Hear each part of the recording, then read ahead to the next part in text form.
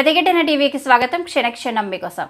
భారత మాజీ ప్రధాని తెలుగు తేజం పివి నరసింహారావుకు కేంద్ర ప్రభుత్వం భారతరత్న అవార్డు ప్రకటించింది.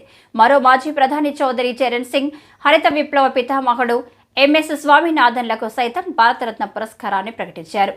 ఈ మేరకు ప్రధాని మోదీ ట్వీట్ చేశారు. ఇటీవలే ఎల్కే అద్వానీ, కర్పూరి ఠాకూర్లకు కూడా కేంద్ర భారతరత్న పురస్కారం ప్రకటించిన విషయం తెలిసిందే.